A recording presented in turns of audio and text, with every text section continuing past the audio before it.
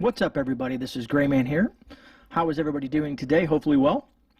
So today we're going to dive into prepper mistakes, things to avoid to save you pretty much a headache moving on down the road. Now this can equate to your preppers that are just starting out, to someone somewhere in between in the middle, and some experienced preppers as well, because I myself have dealt with some of these issues throughout my, let's say, prepping history per se, right?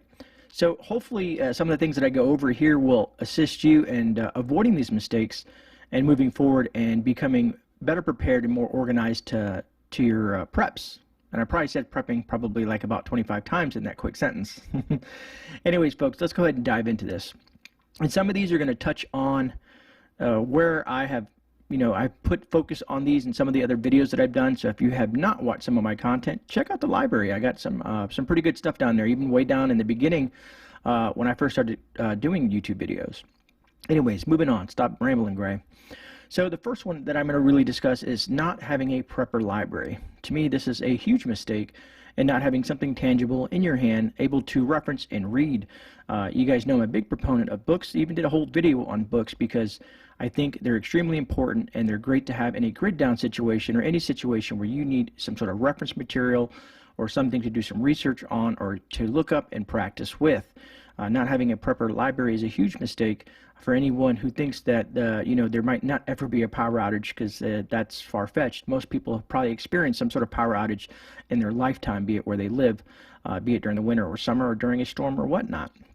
So that being said, one of the biggest mistakes is not having a well-rounded prepper library from books like Canning and Gardening, How to Tie Knots, Animal Husbandry, and the list goes on into like shelter building, fire starting, even some like off-grid magazines and stuff like that have some great tips and tricks inside there, and it's good to have something to reference and look back on. All right, so here's what I think, and let me go ahead and mute this thing. My apologies in advance. I always forget that Discord thing is, and folks like to chat it up in there. Second mistake is basically focusing on supplies versus skills. Now, this being said, a lot of people, they want to get all the supplies needed to be prepared, but what they do they forget to focus on is the aspect of the skills associated with using some of those, let's say, gear and whatnot. Too many people focus on, products and supplies versus the skills needed in a shift event or becoming a prepper or whatnot. Skills like gardening, skills like building shelters, and you can see the redundancy here with this information, but you kind of get what I'm saying. So having the skills to do some of these things, like let's say going to Home Depot and buying some bricks and learning how to build a rocket stove from scratch, having that skill set is be awesome to have. And like I said, you have to think about the broad thing of skills. Like I said, again, I've done content on stuff like this and how important skills are during, after, and possibly a full-on shift event.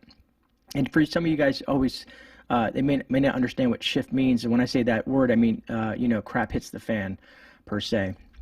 All right, so number 3, and I know I'm kind of going into a list, but I've made myself a list to keep myself on track.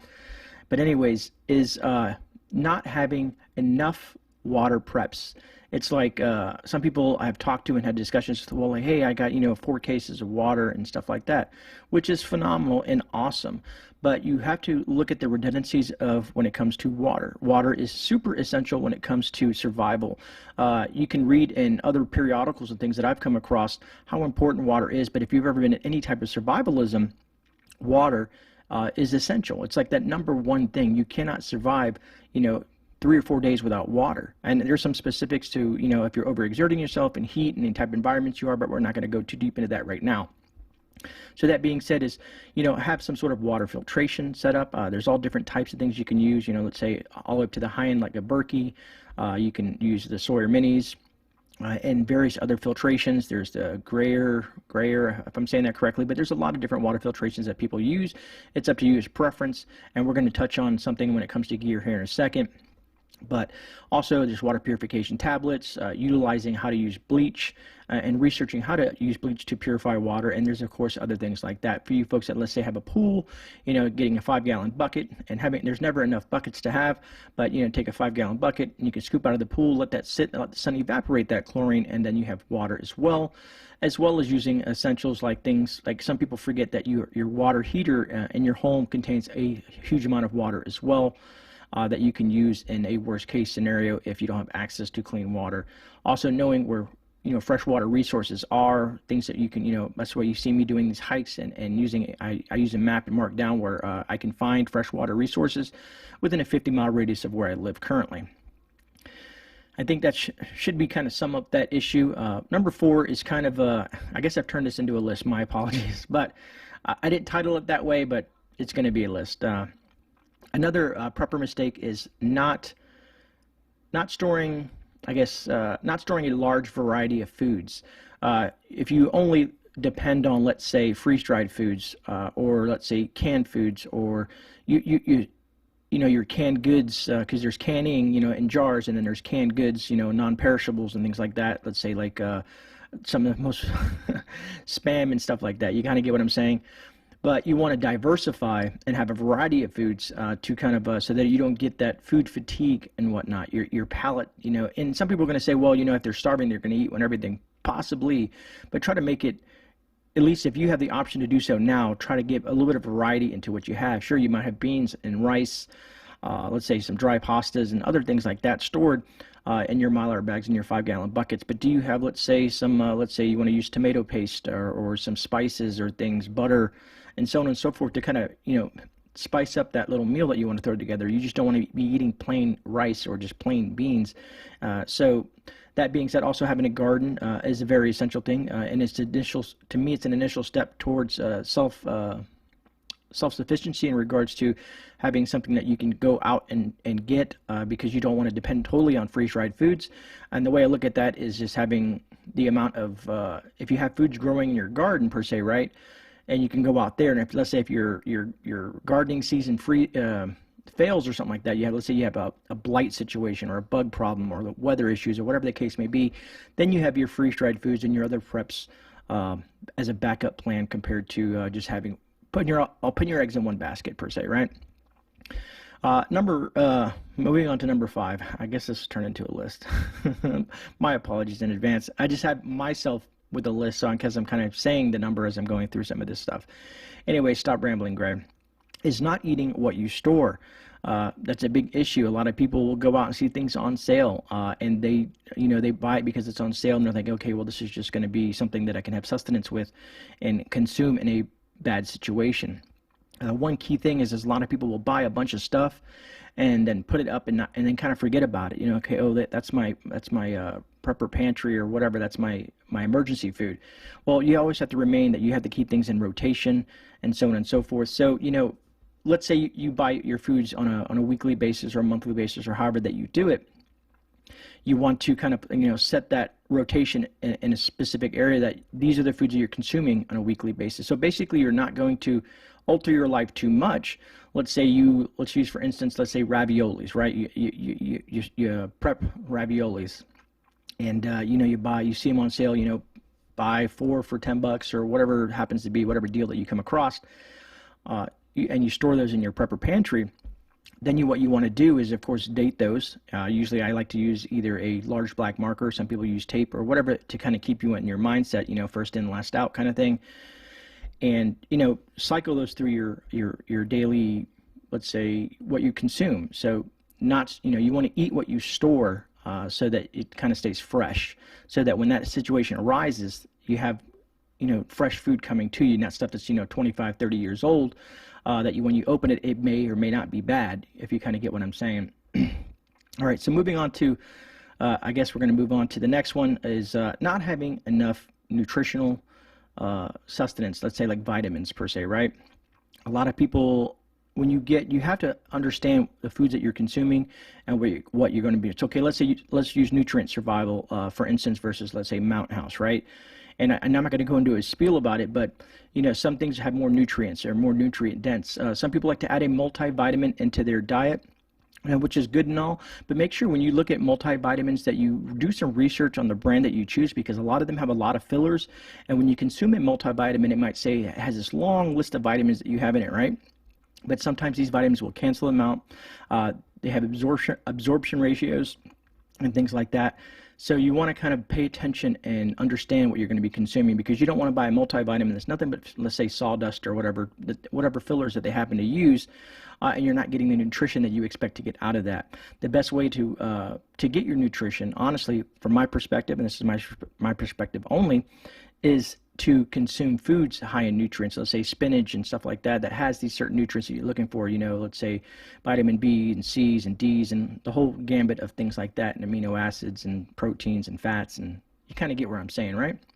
And I know fats aren't vitamins, but you kind of get where I'm going with that statement, I guess, per se, right? All right. And like I said, a lot of these things are going to relate to each other, but moving on to relying only on your food storage. This is to me, a big mistake for some folks, because let's say you prep a year's worth of food, right? And we're in a bad situation where things go beyond a year. Let's say we're in a full scenario where there's some sort of crazy economic collapse, EMP, CME, whatever the case may be, where things aren't going to come back to normal within a year. So let's say you run through these food preps that you have a year's worth of supply. You cannot depend only on your food storage. Again, this goes back to having a garden and having backup plants with that garden. Having let's say a seed vault, so that if that garden fails, you have more seeds to work with, or that season, or if you move, let's say it's a bad winter and you need food at that point, maybe you can start something on the inside. A lot of people grow inside hydroponically. They have small, let's say, what are those things called? Microgreens and stuff like that. So you kind of can't just rely on your food storage. It's a huge mistake. A lot of people get that sense of safety, like, oh, I got a year's supply worth of food in my buckets and freeze-dried foods. But what happens if things go beyond that? Because you're going to say, well, I'll go out hunting.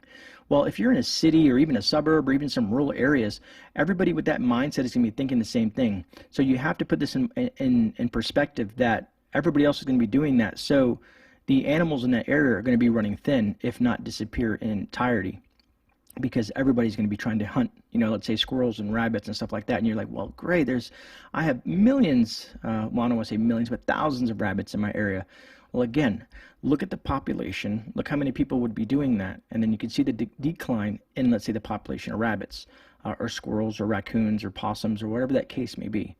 So you don't want to rely solely on your food storage.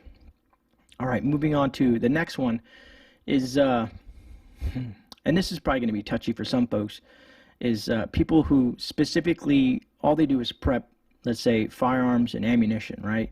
You're only relying on your aptitude to hunt, your aptitude to use this for defense, your aptitude for, let's say, using it to get things, if you kind of get what I'm saying. Because regardless of how you look at it, there's going to be some lone wolves out there. There's going to be groups of marauders and all kinds of other kind of folks that you see. But relying solely on, having a large arsenal, and don't get me wrong, there's so many facets to prepping that it can be a bit overwhelming and confusing at times. But you want to have enough to protect you and your family, and possibly to hunt and other things. But you can't just put all your eggs in that basket and say, okay, well, I have this and I should be able to get everything I want with this. Some people may even say, well, I'm going to trade, let's say ammunition or trade something for other things like let's say food, because believe it or not, when it comes to food, people, when they get desperate, they'll trade almost anything. And I don't want to get into the whole thing with the, regards to, governments and their whole buyback programs and using food as a weapon, but that is a possibility. So try not to rely specifically on your arsenal per se, or let's say your vest and all that kind of stuff like that relates to that kind of genre thing. Again, my personal opinion, you want to diversify your preps in every aspect. You want to have the means for protection. You want to have ways to hunt, but you don't want to rely solely on something like that. Let me see here. I know I have, where did I want to go with the next one? Another thing that I noticed some people forget about, if you notice during a lot of natural disasters, when these things happen, you see cats and dogs and other pets just running rampant. People forget about their pets. Now, some people say, well, Grey, I prep my dog food, I prep my cat food. Well, do they have any, do they need any medicines? Do they need anything else? Do they need a blanket? Do they need a bed? Like, do you think beyond just the food per se for your animals?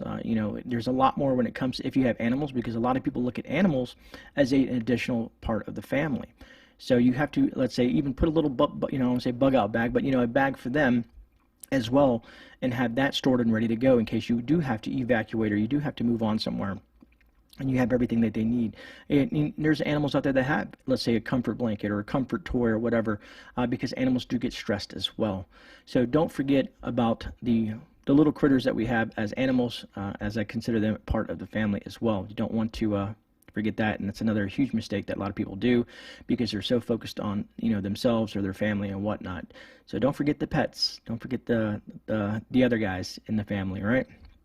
All right, so moving on to another mistake that a lot of people will make. Let me see, how can I word this? You want to plan on a budget. Now let's say, let me save that for a different point. Let's look at the bug out situation. Planning on, let's say, some people plan on bugging out no matter what the situation is, right? They're gonna say, well, I have my bug out bag ready, and it has everything I need in it, and no matter what happens, I'm gonna take off and I'm gonna bug out. Just think about this. Well, how many preps do you have in your home? How much food do you have stored in your home? How much supplies that you have in your home? So the last thing on your mind should be, relying on a bug out bag. You know what I mean? A lot of people are probably not acclimated to go take that bag and live out in the woods and live out of that bag. What I suggest, folks, is to go and try it. Go spend 3 or 4 days out in the wilderness with that bag and experience what it would be like living in that bag, and then add that you may have small children, your family members, and so on and so forth. It's a lot more complicated than people would assume. So one big thing is that, try to not make that mistake and rely solely on something like, let's say, a bug out bag, depending on, let's say, your situation. Now, there are situations that will arise where that's all that you're going to have. Very understandable. I mean, let's say your house burns down, a hurricane hits, and you get evacuated to somewhere else, or an absolute bad situation where you have no choice and you're headed to the woods. Because then once you leave your house, you're considered a refugee, or, you're wandering. You might become part of that horde that's moving towards, let's say the rural areas or whatnot. But you kind of get what I'm saying. You don't want to say that, that this is what I'm going to do. This is no matter what happens, I'm going to bug out. So try to get that mindset out of your mind, because honestly, to me personally, the best train of thought is to bug in as long as you possibly can, because you have most of your things in your home that you've been preparing for, let's say, for a decade. You can't put all that in a bag and head out to the woods. And I kind of laugh about that, because it's I've heard some stories like, well, no matter what happens, man, I'm going to get my bag and I'm going to be good to go. Maybe if you're an individual or something like that, but once you have a family and you start adding other pieces to that puzzle, it gets a lot more complicated. Speaking of which, moving on to the next mistake that some people do is not preparing your family. Not having a preparedness plan that everybody is aware of. Let's say meeting locations. If you guys are, let's say, your wife is at work, your kids are at school, and if something was to really happen bad, you're like, okay, if you can't make it here, if you can't make it home, and we get separated during a situation, here's where we meet. Have an actual plan in place, and have everybody practice that plan and apply that plan as best as they can. Because last thing you want to do is some sort of catastrophic event to happen and everybody is running chaotic and they have no idea where to go. So having a good plan for everyone in your family, or everyone who's going to be with you in that situation, and also knowing, let's say, the plan, if something happens to me, this is what you're going to do, A, B, and C. If the vehicle dies out, this is, A, B, and C. And you kind of get where I'm saying with that. So having a plan that everybody's aware of and knows, that's practical for everyone, of course, is huge. And you don't want to make the mistake of not having a plan, because that's where it all starts with, to be honest with you, is when you become a prepper or someone in the preparedness community, or just being prepared in general, however you look at it, you want to have a plan before you move forward, because that's going to lead into my next subject where a lot of people make mistakes at. because planning is huge, and having a nice, efficient, organized, solid plan is going to save you so much time and so many headaches down the road. Which leads me into the next mistake that some folks will make, is prepping too fast. This one is huge, because a lot of people, they get exposed to prepping. They come across a channel, they watch, they read a periodical, or they start researching it, and like, wow, I need to do this, this, this, and that. If you prepare too fast, if you run out and you go out and buy so much stuff every other day or every week, and you're just, stockpiling it, it's going to create an issue down the road. You need to, as a lot of folks say, slow and steady wins the race. When you buy things, you want to organize what you're purchasing. Let's say if you're going to be building a prepper pantry with food, maybe you want to have, get some shelving and set the things that you want in a specific area. Like, these are all soups. This is all, milk, powdered milk per se. This is canned proteins, and you kind of get what I'm saying. You want to organize what you're getting, so that also when you go back and you need to say, well, what am I missing? Where do I need to fill in certain things? Let's say even in your medical preps, or your ammunition, or whatever it may be. Organization is huge, and you don't want to make the mistake by moving too fast, because then you'll have things scattered everywhere, or packed into a room where you got to, you put a bug out bag together, right? Because you're thinking, okay, worst case scenario, I got to leave my home, and whatever happens, at least I have this, and it's put up in an attic somewhere. Well, if you think about it, you may only have just minutes. You may only have minutes to leave your home. So knowing where everything is and having a good organizational structure is going to be huge. So you don't want to prep so fast that you overextend yourself financially, you're disorganized, and it becomes just a huge chaotic nightmare. So slow it down, organize, and plan. And this kind of leads into my next one, is and this is where I think YouTube comes in handy. Is huge, at least for me personally, because every time I look up, let's say I get a knife and I want to know a little bit about this knife, I'll try to look it up and see the reviews on it, what other people think, seeing people using and applying a specific knife or whatnot. I'm kind of looking around at stuff that I have on my desk, but I cleaned it off the other day. Thank God. I was getting crazy in here, disorganized.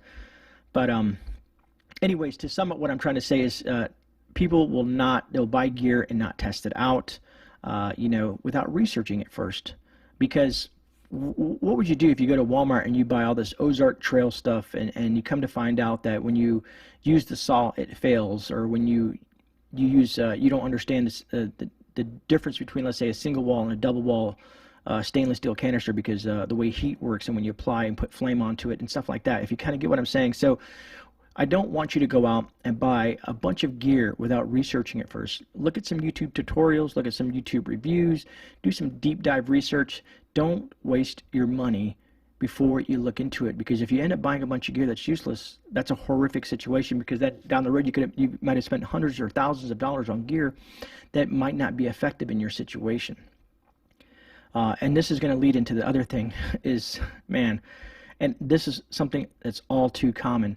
I don't know if you guys have ever came across someone who is new to prepping, and you're like, hey, you have a bug out bag and they want to show it, or your get home bag, or EDC, or whatever the case may be, and like, yeah, let me show you mine, I'll show you yours, and all this kind of, let's exchange ideas and see what we have, but is not testing out your gear or equipment.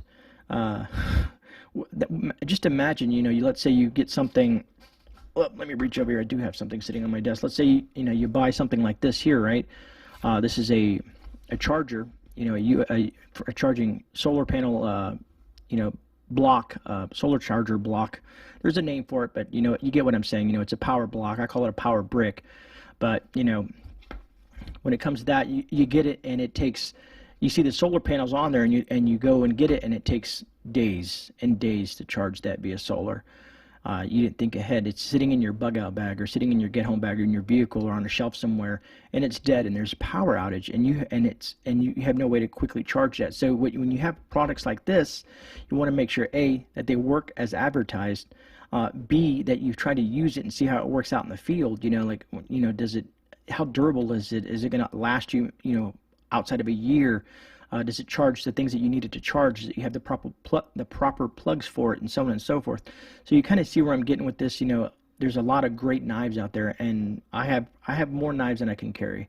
I'll be honest with you folks. I'm not going to lie and sit here and BS you in the aspect of I love knives and I love experimenting with different knives, but I have set knives that I use that on a daily basis. You know, it's something I like what I carry on myself on a daily basis in certain situations. Let's say if I have a whittling knife or a all-around, you know, bushcraft knife for filleting fish, and if you can find a knife, let's say I like the Mora. You guys probably heard of the Mora. It's a kind of an all-around utility knife, as I call it. You can use it to feather wood. You can use it to, you know, hunt with and fillet fish with. It's a really sharp blade. It's easy to get sharp. It's very affordable, but you kind of get what I'm saying. Do some research and do some reviews. Test this gear out and learn how to use it. You know what I mean? It's just huge. So anything that's in your bag, you should have know how to use it, how to apply it, when to apply it, and so on and so forth. Right? All right. I'm just trying to think here. I got bullet points to try to keep me on track, but they're just sometimes I type so fast that I misspell things and stuff like that. But I'm only human, right? I love down in the comment section. Sometimes I'll get comments that state, and I'm going off topic here, but comments that say, "Hey, you know, you spelled this wrong. You say this wrong," and I'm like, "Hey, man, I'm human. What do you want me to do?" Anyways, and when it comes to any type of things that you guys are diving into and researching, is don't just listen to me. You know, peruse other channels, check out other content, do some research, read some periodicals, maybe read a book on some of these topics. You want multiple streams of information because some of the things I say could be wrong for all I know. Just saying, I'm not perfect. And I don't think anybody truly is. I've seen some of the best people that are known as survivalists fail at certain situations if you watch some of the shows where they run into complications.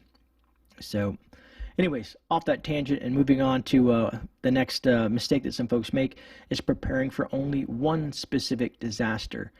So let's say some folks here that are not really, they don't consider themselves preppers, but they know that they live in a hurricane-prone environment, so they only prep for hurricanes. You know, let's say they have a little bit of food for a couple of weeks, some water for a couple of weeks, and maybe a generator and stuff like that. You want to diversify yourself because you don't know what's going to happen. So let's say a financial disaster. Let's say you and your wife and everybody that you know that lives in that you depend on for financial resources, that fails. Do you have the resources to kind of supplement that issue? Let's say, do you have any precious metals? Do you have savings or anything like that that you have? You know, let's say you have your cash put away somewhere and stuff like that. So that's just one instance. You know, like Texas, we'll use Texas for an example as well in regards to what happened. So the freeze that happened in Texas, and you guys have heard some folks talk about that even on my channel and various other channels as well. Something that they didn't expect. Most people say, you know, they might prepare for hurricanes, but they don't prepare for, let's say, out of the, you know, a crazy blizzard or a storm or, you know, a freeze that just happens to come out of nowhere. You know, maybe you live in a spot that usually doesn't have tornadoes, and as you have seen as of late, things have been popping up in places that haven't seen them in decades. You know, I think there was a tornado or something that happened in Germany. There was a water spout in France. There's just a bunch of things that can happen that you don't want to prepare for just one scenario, especially don't out there who are preparing for, let's say, I'm just preparing for the asteroid to hit. Whenever that hits, that's what I'm preparing for. You don't want to do something like that. You want to think outside of that situation. You want to prepare for multiple facets of preparedness, being you never know what might happen, be it something very simple that you can resolve quickly or something long term. This one, I put a smiley face next to it, or you know, the LOL symbol next to it, because some people are they're gonna make fun of me for this one. But it's something. A lot of big mistakes people do when they get into prepping is they start telling everybody they know, "Hey man, I'm into prepping now. I'm storing food, man. I got all this gear. I got stacks of silver. I got all this good stuff." And they're telling people that they should not be. Now, if you have your family members, of course, you want to involve them in that, especially specifically people in your home. And I know, like I said, I'm on YouTube and I'm talking about prepping, and people are like, well, everybody knows Grey's a prepper, but hopefully you'll grasp what I'm trying to say. Is there's a lot of people out there that might put that in the back of their head, and if something bad happens, they're like, well, you know, I was talking to Barbara and Stan, and I know they got a year's supply of food, so let's all of us go over there and take that food. So you kind of get where I'm going with this, is you just don't want to announce it to the world. You don't want to put every Facebook post, hey, look at me, I just got a whole bunch of food. And I know it's something to say difference outside of, let's say, a content creator who is trying to educate and promote preparedness, because most preppers have a fallback. I don't want to really get into that, but you kind of get what I'm saying. And I'm taking a risk, put it that way. I'm taking a risk by putting myself out there. I suggest you do not need to do that, especially if you're not on YouTube or some sort of social media platform. Other than, like I said, don't announce to the world that this is what you're doing and this is what you have. Don't tell them where it is, how much you have, and so on and so forth. That's just too much information. If you want to tell let's say your more distant family members, like, yeah, I prepare, but don't give them all the details per se, right? All right, this one's huge, and this is something for me is people in the military learn this and having redundancies per se. But another big mistake that people have is not having enough backup plans per se, right? Having backup plan after backup plan after backup plan, because if you have this plan right, set forth, you have A. All right, A, this is what we're going to happen if this happens, right? Well, what about if something fails in that situation? Then you have B, then you have C, then you have D, E, and F, and so on and so forth. Have as many redundancies as you can to help solidify your situation if a survival situation arises per se, right? Because you cannot just depend on a single plan, you know what I mean? So you got to have redundancies to that plan, because the last thing, let's say, like I talked about earlier, you have, okay, we're going to meet here if if something happens. Well, say, hey, if you're talking, let's say you're talking to your kids, and I'm talking about kids that are old enough to comprehend, or let's say your wife or your uncle, aunts, mothers, fathers, whoever it may be. You can say, all right, so here at A, we're all going to meet here if something happens. But if you arrive at A and there's a bunch of people there that you don't know, then fall back to plan B and meet here, and so on and so forth. You have spot A, spot B, spot C. If you kind of get where I'm going with that, right? That makes sense, right? Because how do you know that the place that you pick to meet everyone at might not be safe anymore for you and your folks? So have a backup plan. So planning is huge. Don't make that mistake depending solely on one specific plan. All right, moving on. What else do I have for you folks? And I'm just kind of glancing over here. And I think I talked about this already, but I'll touch on it. I have a note says here that says rotating your food and water. Some people will get, let's say, they buy cases of water for the hurricane season, right? This is how I do my cases of water. Maybe this will help some of you folks in the same manner. So we drink a lot of water here. Now the plastic thing, and that's a whole dilemma in itself, plastic, because that's the issue. If you have, let's say, 10 cases of water put away, right, and you have them, let's say you have them in the right spot where there's no sunlight, it's dark, it's cool, and all that stuff like that, but it's still plastic. There's still, and even though it's a BPA free and all that stuff like that, there's still a possibility of chemicals leaching into that water over long periods of time. I don't know if you guys have ever tried old water. It has a weird taste. I've experienced a lot of different things in my life, but so let's say you buy 10 cases of water for hurricane season so that you're not one of those crazies out there running out at the last minute and there's no water to be had for you and your family. So you prep water, right? Well, at the end of hurricane season, rotate that.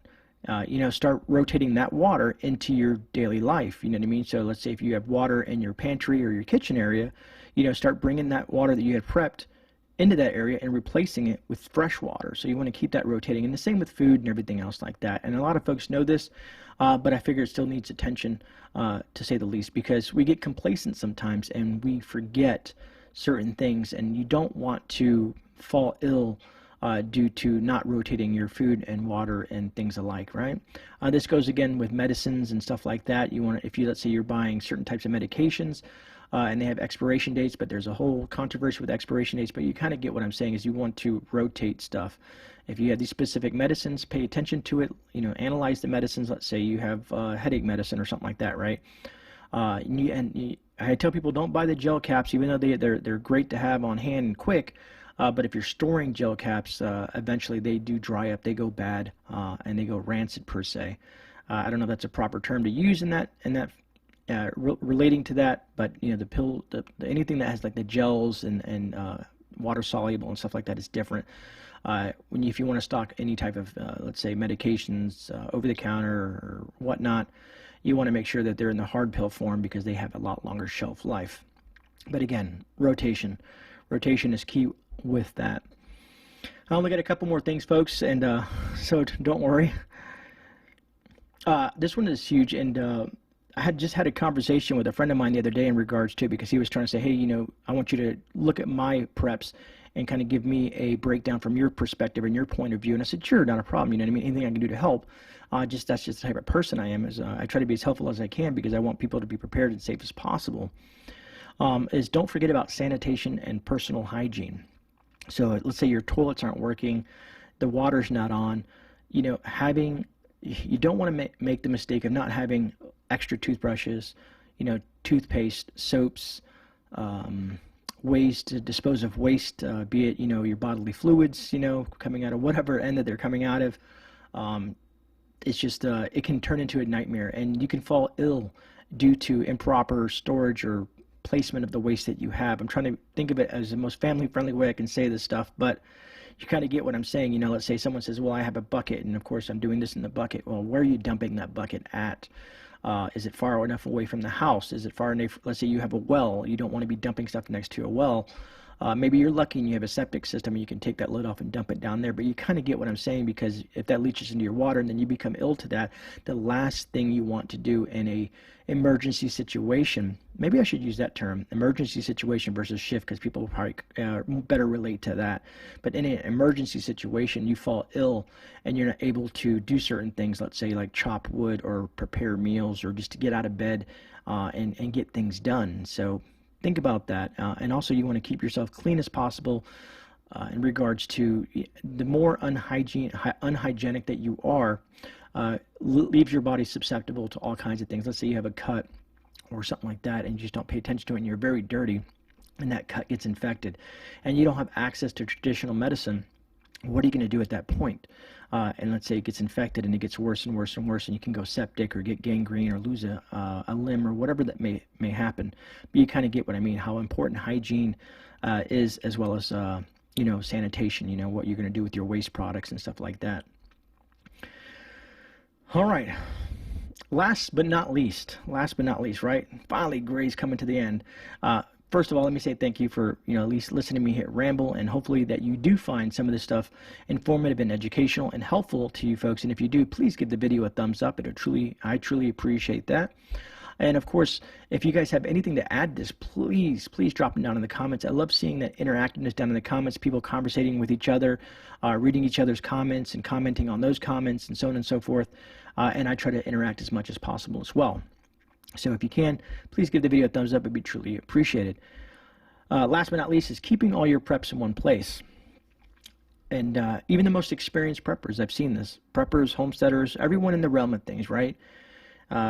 We prep everything. Let's say we have a garage, or we have a root cellar, we have a special place or whatever in the home. You have a spare bedroom, whatever that you use. And you have everything that you've prepared for in that area.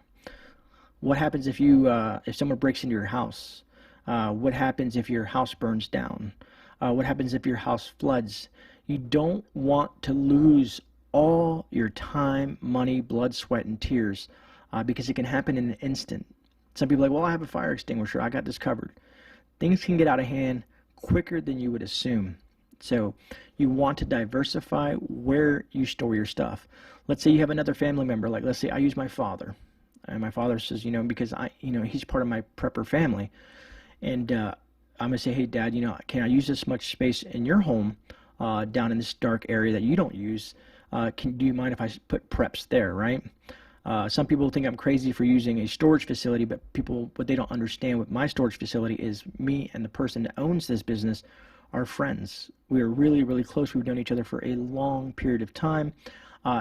He's also someone who is prepared, and we work together specifically in a MAG type situation, which is a mutual assistant group, people that are like-minded that work together for an emergency situation that arises. So having that location, having my father's location, having my location, and also, as you've heard, prepper caches that are out there, you know, people find locations, they bury stuff and they mark it on a map. Having things diversified. You don't want to put everything in one spot.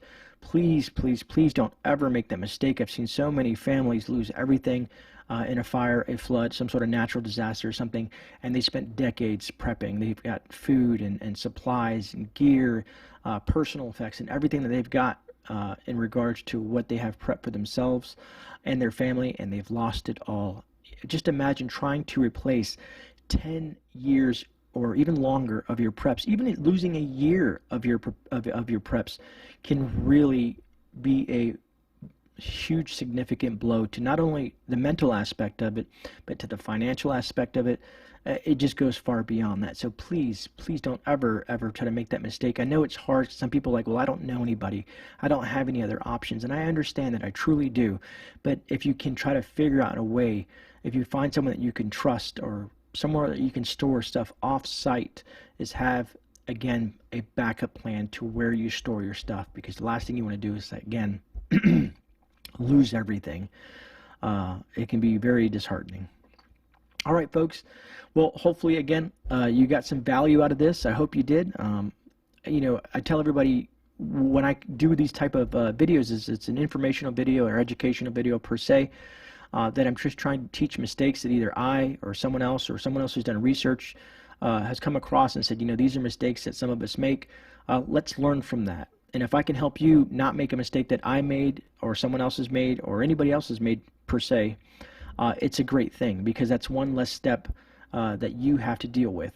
You know, the less mistakes that you make in regards to beginning your journey or even continuing your journey down this preparedness aspect is a great thing, at least from my perspective, you know.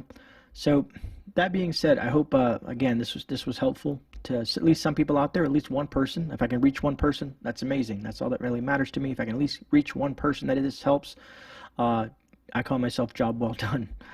But that being said, that about wraps it up, folks. And I do have my guest for tomorrow night.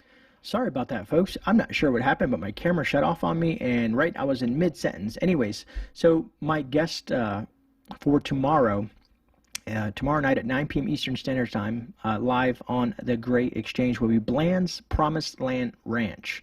I will put their link down in the description of this video in case you guys want to check it out prior to watching the stream tomorrow night. But I look forward to seeing everyone there. I truly appreciate that. I appreciate the support. It should be truly intriguing. These are some Texas homesteaders, and we'll get to, you know, talk to them in regards to what got them involved into homesteading, their journey, and things that they've learned in regards to, let's say, canning and gardening, some of the animals that they have on the farm, and some of the, you know, mistakes that they may have made that they can help you not make if you're into the homesteading and moving into the homesteading direction from prepping. You can tell this video's gone long, and I need to stop. But yeah, Bland's Promised Land Ranch will be on with me tomorrow. So look forward to seeing them live at 9 p.m. Eastern Standard Time on the Grey Exchange.